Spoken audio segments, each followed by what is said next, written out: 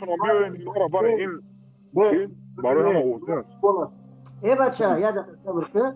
ما اقبال گپ زدگی نیست. همه مدنی اقبال برادریت هست. اقبال برادریت هست و هم عقیده‌ایت هست. ما همه اقبال هم بگم میتونم ای بولوش گوش کیا مینوت. اعوذ بالله داشتم نکرد صدوکشی نکرد یا ذات کنین داشتم. ما گوش کن ما لیکن ما دا پاخویا که اون چیزی میگه لیکن پروسه دروغ میگه. که مصطفی صدوکشی نکرد صبر بکن در حالی که مبارز گوش کن برادرت محمد اقبال نجسی خبیث میگه که چی میگه؟ بگذار اون چیزی میگه بگه من خود نگفتم. نه اوخی وای هم عقیده ایتاز برادر ایتاز اوخی مادر دروغ هستی وای برادر ایتو نیست مبارز محمد اقبال برادر ایتو نیست مسلمان همش مرشه باشد اگر که تو مرا مسلمان نشماری تو در فرق چی ما اون مسلمان بشمارم یا که نشمارم اگر همون نموسنفه گوش کن محمد اقبال برادر مسلمان هستونه مسلمان هستون کوفی رخ مسلمان های هر کس یک مسلمان کسی فروختن میکنن میگه که بگیره مسلمان بفروشه قتلشون کنین اینجا حکم اسلام چی میشن؟ باشه من مسئله اقبال نگوتیست من مسئله شما نگوتیستم آقای هم برادر تست آقای تمامی عقیده داره که باید که اینها را بقپن و اینها را بفروشن در به مدنی را بگو که همه قدرو نگوه آقای مبایز هم در اینجا کذابی که دروغ استیسی در اینجا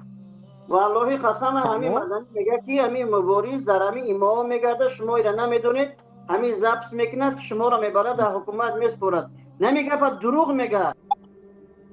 او را نمیبره محکم میکنم و طرفداری خوب کنم ایوانی هم دولت گرفتی ایو نداره وقتی که حکومت دست ما اومد همین گبزه شد میبره محکم میکنم نمون در همین دولت دموکراتی چه همچون یک ویروسی همچون یک میکروبی برای تو انتی ویروس صدق در کنه انتی ویروسی تو درون پنجره های فهمیدی؟ شما خبیثا دیگه یکون رای که نداره همین خودت مادرها شما را مگو فهمیدی؟ حرامه بعد تو فرسیتی بدبخت ای مباریز انا نه اوورده میده خوب شیدن گب زد بعد این آدمایی که همه اسلام میگن مقصد فراموش کردگیان یا اینکه مقصد خطا کردگیان قفای شما رفته استن این آدما را باید چون میکنید تو یورا میبری ترمان بکنی کدومونا آخه همین آدمایی که یادی پشتی تن اینا فکر کردن که تو اسلام گپ میزنی نه اینکه دموکراتیا فهمیدی اینا اگر بفهمن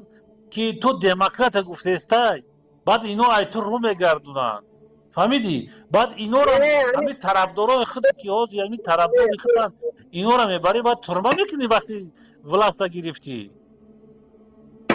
نه این شما نه این تندرو را کو تندروی که خانومی موحد میگه ختونه در حالی که سوال من گوش که تو پات دیوانایی تو خیلی خطا با دیوانگی دختر نگاه که 8 زبان هم میدونیم نکتا اینجا با دیوانگی میدونی وقتی سوال تو قرید میتیم همین انسانایی که جاهلن از پشت تو میروند خود نسبت به مسلمانان نسبت به اسلام و نسبت به قانون الله تو دادگی عقیده خطا همینا ای پشت تو رفته استن یک همینا بفهمن تو دموکراتی اسلامی نیستی تو دموکراتی همینا بفهمن ای تو رو بگردونن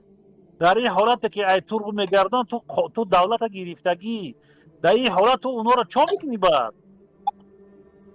او را نمیبره محکم میکنم و طرفداری خوب کنم ایوانی هم دولت گرفتی ایو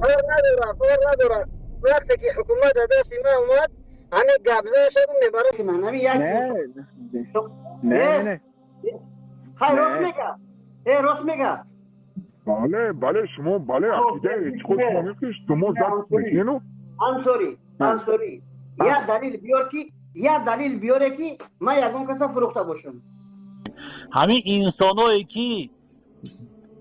جاهلن از پشت تو میروند خود نسبت به مسلمانان نسبت به اسلام و نسبت به قانون الله تو دادگی عقیده خطا همینو ای پشتی تو رفتستان یک همینو بفهمن تو دموکراتی اسلامی نیستی تو یک دموکراتی همینو بفهمن ای تو رو بگردونن در این حالت که ای تو رو میگردن تو دولت گرفتگی در این حالت تو اونا رو چون میکنی بعد او را نمیبرم محکم میکنم و طرفداری بکنم ایوری هم دولت گرفتی ایو کار ندارم وقتی که حکومت دست ما اومد همه گبزه شد میبرم محمد اقبال برادر اوچای محمد اوچای ترا من خدمت گفتم که ایما دلیل بیار داتش کنین که یک کار دارن کارم توغری بگیرن